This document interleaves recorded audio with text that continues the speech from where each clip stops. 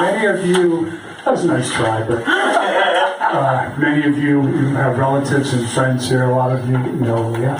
For those of you who don't, Leah turned 91 in August.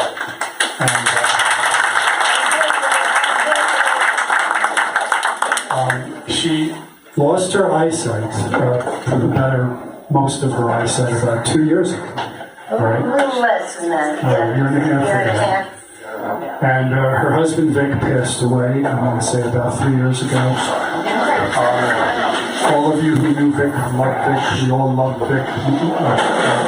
World-class photographer, as you can see, a small sampling of his work here. And a wonderful, one of the most wonderful people on the planet. Thank you. And we also had a pandemic. So that was a lot to deal with. So my first question to you, honestly, is how do you stay so positive and upbeat and excited about your work as you do? You need the microphone. Do I need a microphone? Yes. I don't know. How does this sound? Good. The way I stay upbeat and what did you say? Positive and funny. I have no choice. This is the way I was. I'm wired that way. My work. It's like when I was a kid and I played Patsy in the street and Scully and ball and running and jumping and scrape knees. I mean, that was. It's just who I am. I don't know. I don't know how to answer that. Yeah, I think you had a choice, but I think that's... I mean, work is... there's Jeannie Lawless.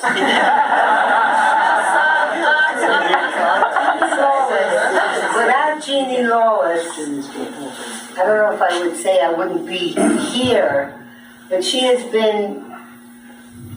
I'm sorry, women live. She is the best... What do they call the man, best man? Best friend. Best buddy? No, there's an expression. Best friend. She's a good old friend. No, without her, I could not be doing my current work. We'll talk about She's that like later. an assistant to you. Oh, she's more than an assistant. And we'll talk about that later. Right, Jean? You want to come up here? No, thank you. I paid my $5. I'll sit in there.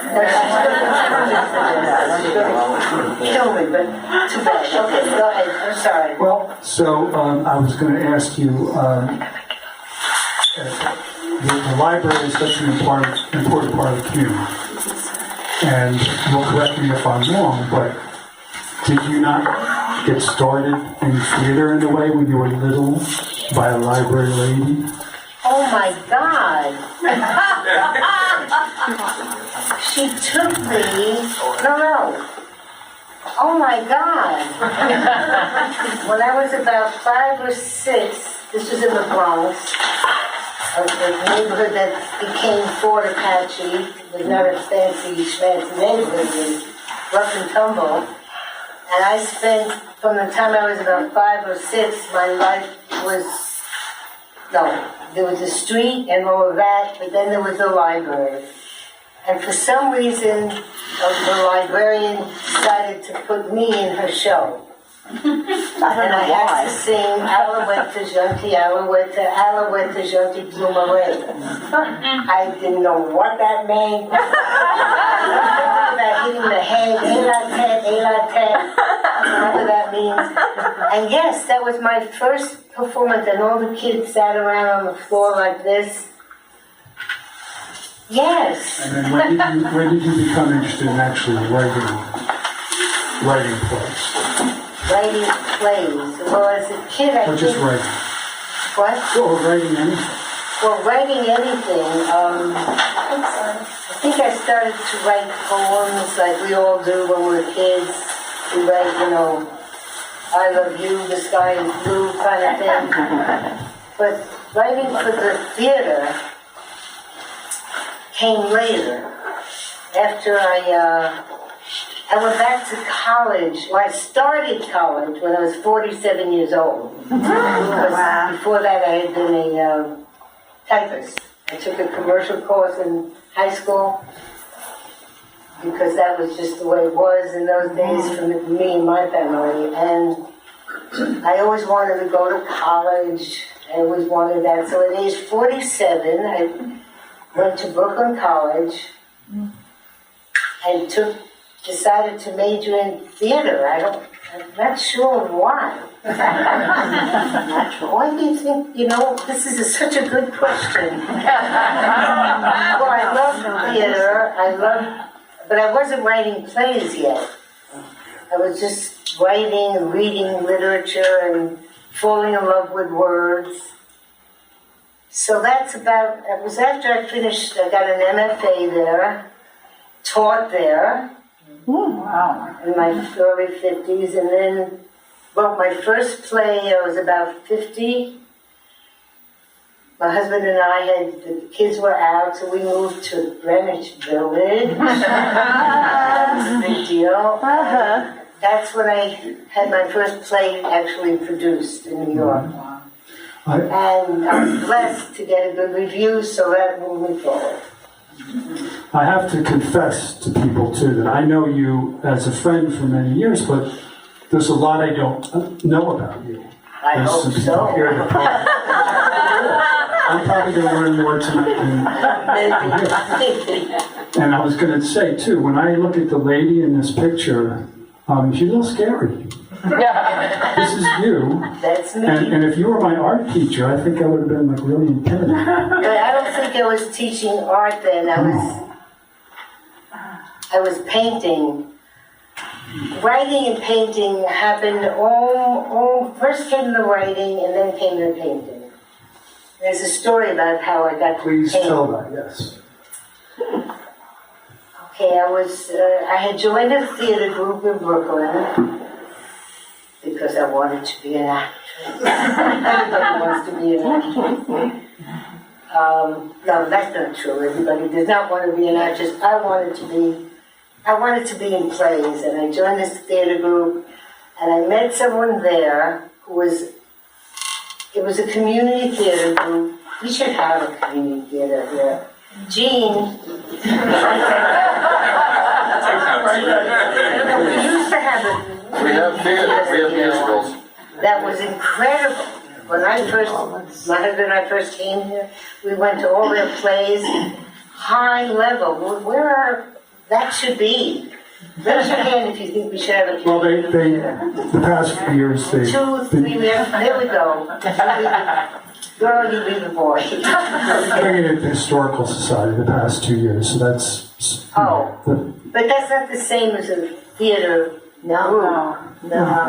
That meets regularly, decide, Well, get that's with it. another story. Get started on that. Anyway, so you have a question already? Go ahead. Well, just because we want to learn things about Leah, one thing I learned about Leah is she's very good with friends, family, and features in her work on computers. And I was her computer helper for a little while. And I wanted to know, Leah, are you still writing your stuff on the computer, or how are you doing that? Thank you for asking. No, I don't write on the computer. I've given up the computer, and I work on an old-fashioned tape recorder. So I am now speaking my words instead of writing. And Jeannie, that's where Jeannie comes in. She then translates it, because she's no whiz at computer either. So she hand writes. I'm working on a play right now with my directors in New York. The play is called I, Rose's Daughter. Happens that Rose was my mother's name, but that's another story. But so I just talk into the tape recorder and edit it here, just like writing, then you edit, and then you change your mind, and then you throw out the tape because it's disgusting, and you start over. But I do need help, and that's Jeannie. I mean, I'm tempted to put her name on as a co-author, but I'm not going to do that. Jeannie, I'm not going to do that. Jeannie is taking me next week to New York, where we are going to hear the first cold reading of this new play.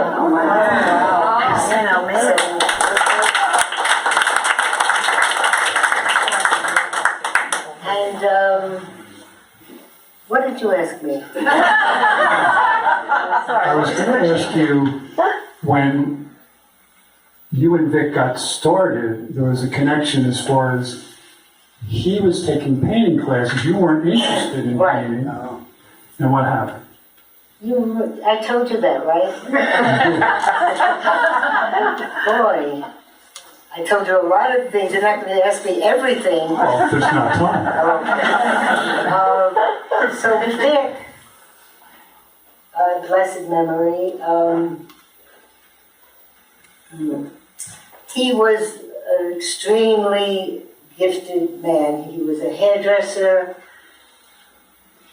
top-notch hairdresser. And at some point in his life, we got married when I was 18, he was 19. He had just begun to become a hairdresser. I was a stenographer. I didn't know a thing about the world of art and theater and all of that. We lived in Brooklyn, we had 3 kids, boom, boom, boom.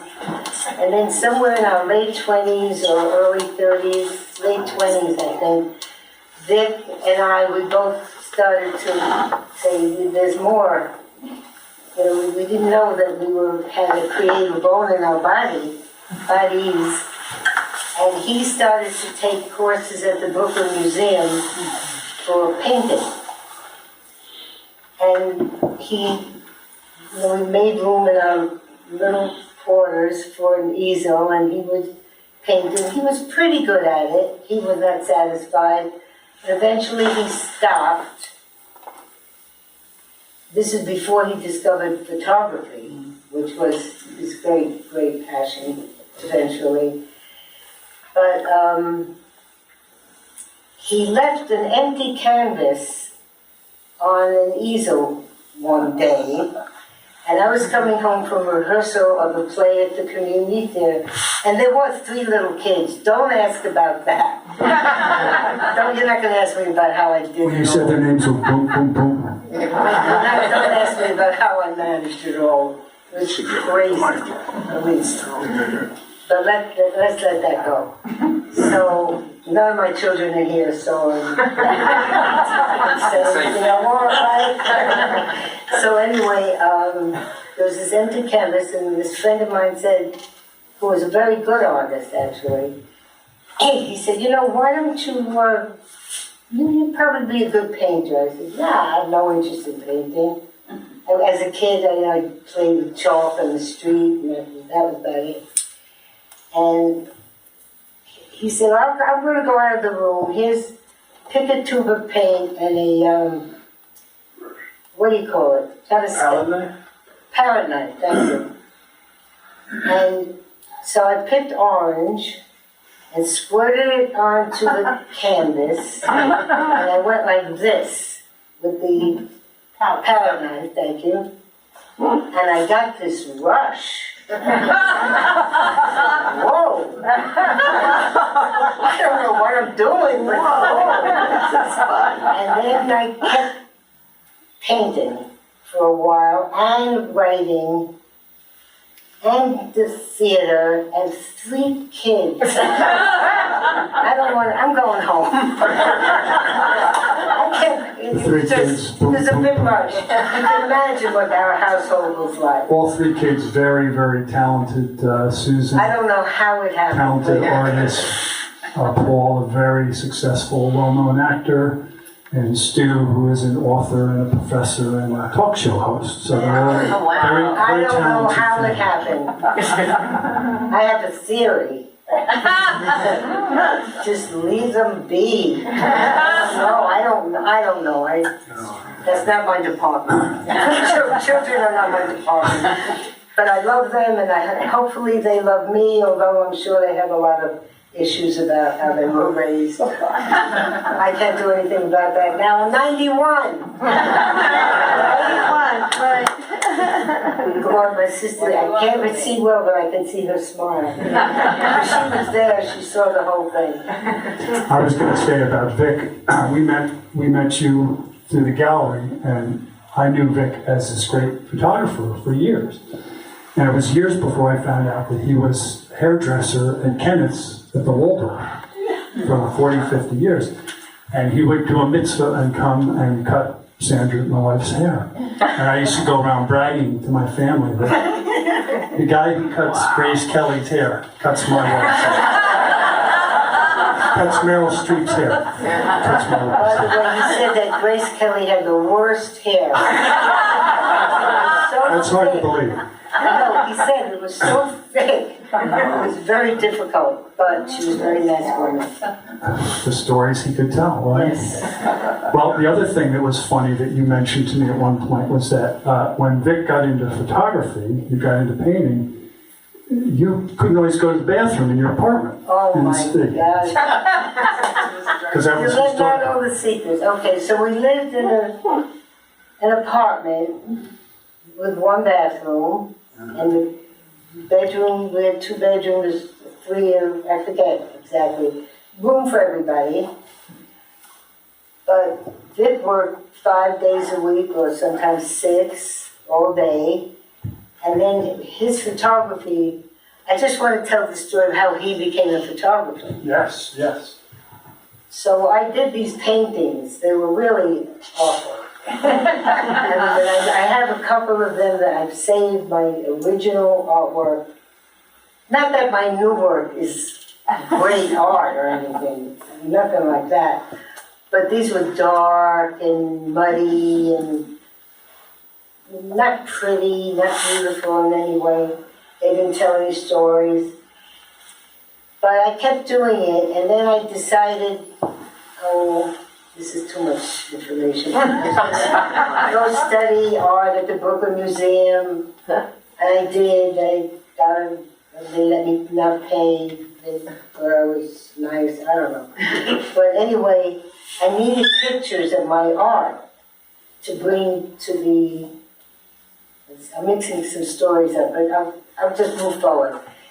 So I needed pictures taken of my work, and we did not have a camera in the house. Can you imagine today's world, parents not having a thing to take pictures of their kids?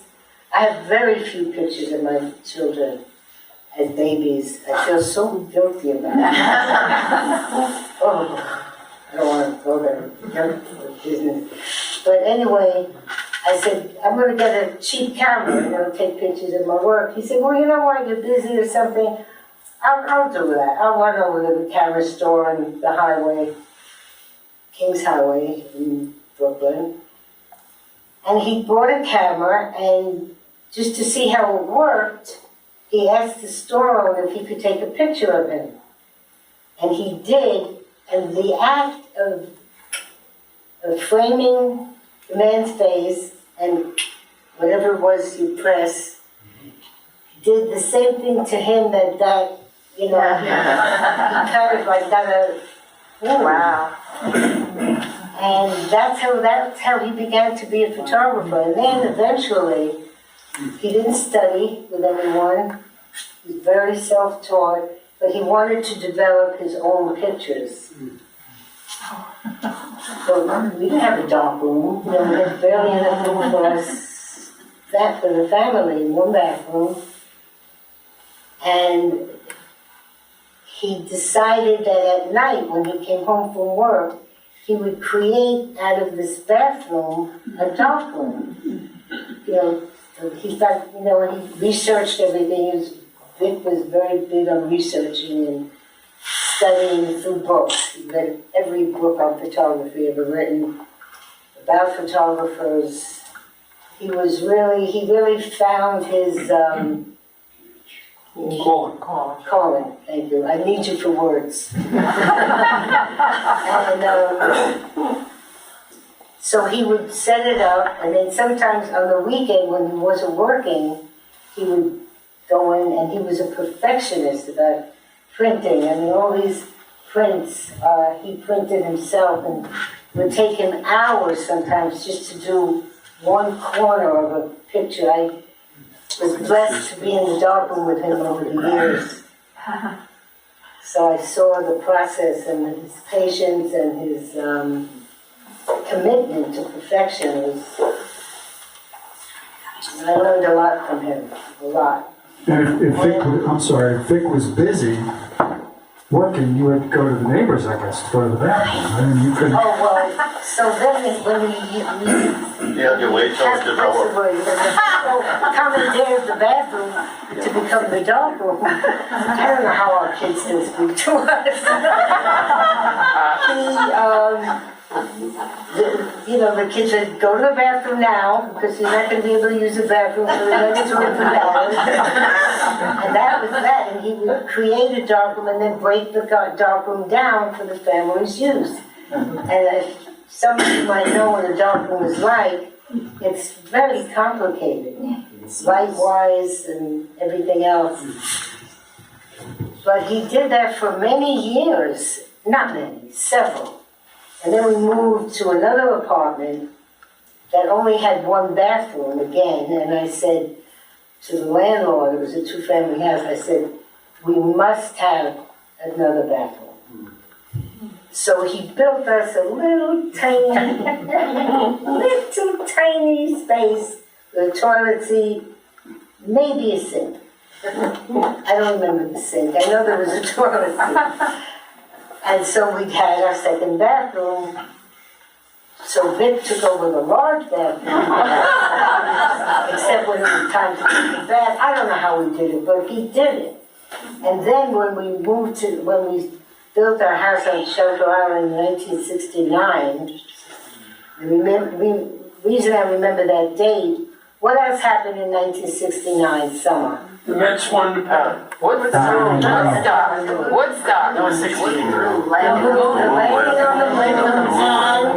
Woodstock. That's how come I remember those dates. And our house, which is a, what do you call it? It was built by itself, well, I'm not sure what it's called. It went up, I don't know that word. it went up in one day. Yeah, something like that. You're all welcome to come and see what One day? What happened one day? it went up in one day. It's in the newspaper. Prefab. What? Prefab. Prefab. Thank you. This is my sister coming to the rescue. And then we lived there for several years on weekends and summers. Vic loved Shelter Island. More than I did at that time, actually. He just loved it. I'm closing my eyes and picturing him on Wade's Beach. He just loved it. And then eventually, when Vic got more and more into his photography and printing life, we added a space to create a proper darkroom. So Vic eventually got this incredible, nice-sized space. You know it. And then there was another part of that, building that, you had to build that to make that happen. So Vic said, and that'll be your studio for painting. I have never used that room. Because, you should ask me. Well, you just took my next question, which was, why didn't you ever use that room? Because I know that you would paint in the kitchen. Why would you paint in the kitchen? Woman's place is in I Why always did you painted say that? in the kitchen because the refrigerator was a perfect easel. So that's my paintings, whether I lived in Brooklyn, in the village, wherever I lived. And also, this is going to sound funny, I did have to cook once in a while for my children and my husband. I did not work outside of the house. I worked inside the house. I won't go into those how we lived. Maybe a movie. Well, these poor kids couldn't get in the bathroom. They couldn't get food out of the refrigerator. Oh, please. Well, I remember once one of my kids, maybe it was Paul, I don't know, said, "Ma, there's acrylic in the spaghetti." In fact, if I ever write a biography, an autobiography, which I never will, but if I ever did, I would call it "Ma, there's acrylic in the spaghetti." Great title. I wanna know what you answered to him when he said that. Did I answer? Just I don't know. But he didn't say it complainingly. He didn't say, "Ma," then just went like, "Ma, there's acrylic in the pasta." You know, well, that's interesting. Did I cover that? yeah. I wondered about why you didn't use that studio space. I don't know why. It's a beautiful space, even now. And Vic put in lighting and all kinds of stuff for me. I don't know. I just am comfortable, maybe because the women are going to kill me. In this place. You can get away with that. I have to laugh when I say it because I was never really a good cook. I was not a bad cook. I'm going to make you dinner. That's okay. You could always put a refrigerator in the studio. You could put a refrigerator in the studio. No. Oh, well, that's silly. There is something about, the size of a refrigerator is a perfect ease-up when you think about it. The other thing I was going to mention, by the way, that just popped in my head about Vic, that I hadn't known this. Many years ago, I did a caricature of Vic from a photograph, and Leah said, "Oh, you captured his eye so well, because he's blind in that eye." And I didn't know that. So Vic, this great photographer, only had one eye. Wow. A lot of people don't know that. Yes, and I always found that he was also a great tennis player. And that you really, so he lost peripheral vision in terms of, the backhand or whatever that is, which is another. Are you going to ask me about my passion for tennis? Sure. Which I don't play, I just love to watch it. Love to watch it. And my favorite player, Roger Federer. You want to ask me who my favorite player is? Who's your favorite player? Djokovic. Is he the one that just retired? No, it's Federer. Oh, Federer. Okay, that's always She watches tennis for hours and hours and hours. At night, that's my nightcap, whatever you call it. But it's bedtime and about 12, I go to bed very late for some reason, I don't know why. I'm a night owl, so that's too personal. Just one more thing I'll say about Vic, one of my favorite stories, if I may. Please. Vic took a picture of, a great picture of a transvestite in New York City. Of a what? Transvestite, a black man dressed as a woman with stockings and so forth, and makeup. And Vic, being the gentleman he was, said, May I take your picture? May I take your picture? And he said, "Oh, I look awful." And Vic said, "You look beautiful." And he lit up. And Vic got the shot. They choked the play. Because that was Vic. There was no judgment in his photographs. It was all heart and truth. So that's my favorite Vic story about a photograph. I'm going to say something right now. I hope I can get through it. When Vic passed away, he was 89. He led a wonderful life because he loved his children, he loved his wife. I don't know why, but he loved his wife. He loved his work as a hairdresser, and he loved his passion, which was photography. And he loved Shelter Island, and he loved the beach. So when he died, I didn't feel, I don't know where I'm going with this, but I was going someplace. I didn't feel devastated. He just felt, you know, he was a happy guy, even at the end when he was really sick. He was just a happy guy. Now, why am I saying this? What did you say that made me say this about Dick? Because he was just from the heart. Yeah, but I was going to say something more personal, and I lost it. Well, By the way, one thing though, that picture that you're saying where Vic said, "You're beautiful," it was gorgeous. Yeah. He named the painting, that photograph, gorgeous. Is it here? It's not here. Not here. But of course, the wonderful thing is he meant it. Oh, yes. That's why he got that shot. Yes. It's not here. Yeah, that was his favorite thing in photography. He loved nature. He loved flowers and still lives. But his favorite thing was to do street photography, you know, and just meet people. And he was a very quiet man, wouldn't you say? Well, I would say it, compared to me. you. Would you say he was a quiet man?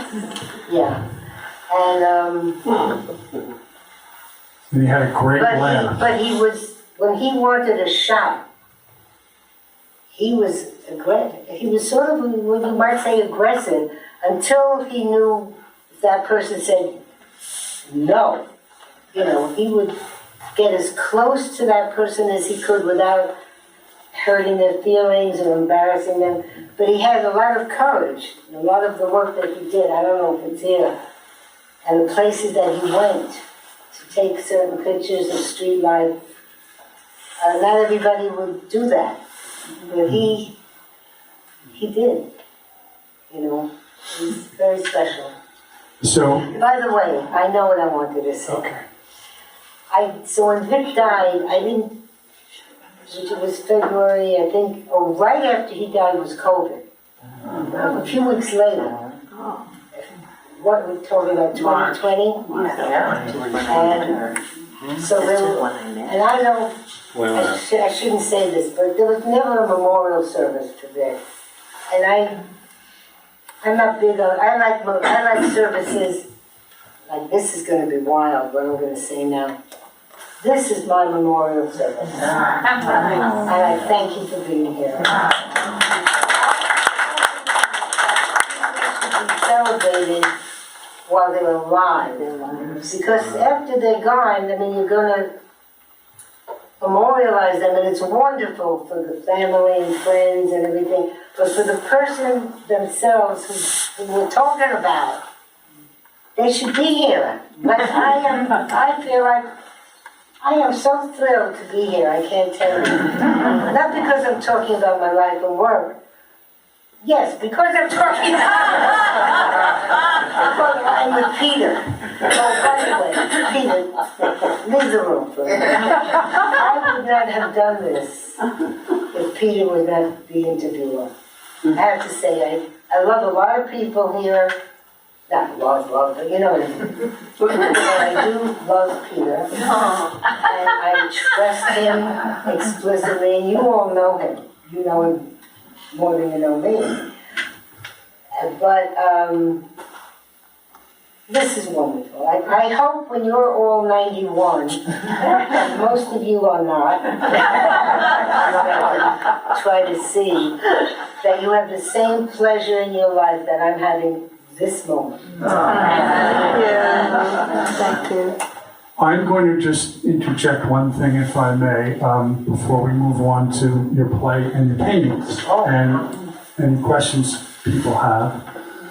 I just have to mention this because Leah and I are doing a little comedy film together, and I was hoping to have a clip tonight, but unfortunately that didn't work out. And it is so much fun to do this with her. How many people could have a 91-year-old actress playing 90, by the way? She's playing younger.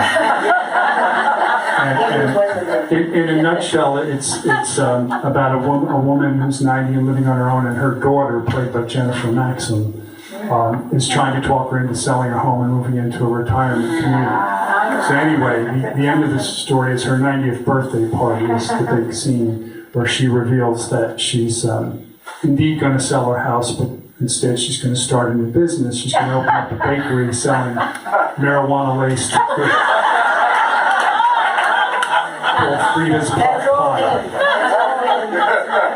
It's taking a lot of twists and turns, but anyway, we've shot a little bit of it, and I wish we had that scene to show you tonight. Which scene is that? The pills? Leah couldn't open a bottle of pills one night. She tells me this story, and you can tell it if you like. But she was cursing a lot, and she was looking for tools and things to get this bottle open when you can't get the child cap off. And she finally... This really happened. This really happened. And when she told me about this, she said, we should film it. And I said, well, that's not a film. And then later I thought, well, it could be the opening of a film. Yeah. So I kind of wrote the story around that. So we did shoot the scene where she... How many shots did it take? How many? Well, we did it many, many times. Because finally she... Not many. Many. How many?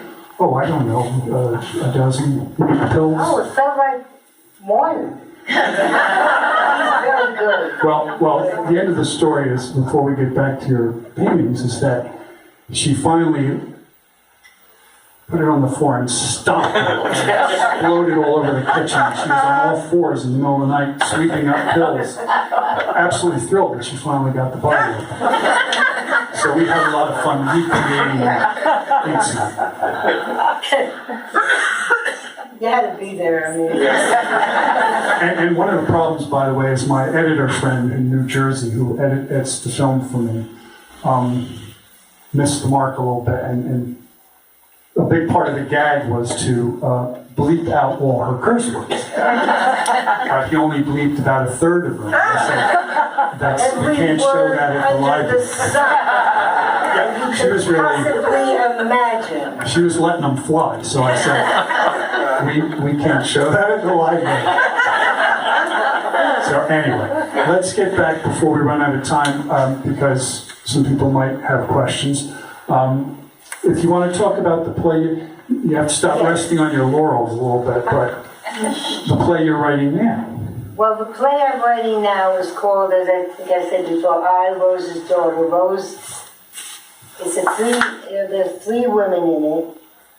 One is the mother, who is Rose. The other character is called Daughter. She doesn't have a name. And the other actress in the play is playing all the other parts, men and women. And the woman that I'm working with, who is the director who I've worked with before, actually, brilliant director and very, what's the word when you are like this? Simpatico. Yes.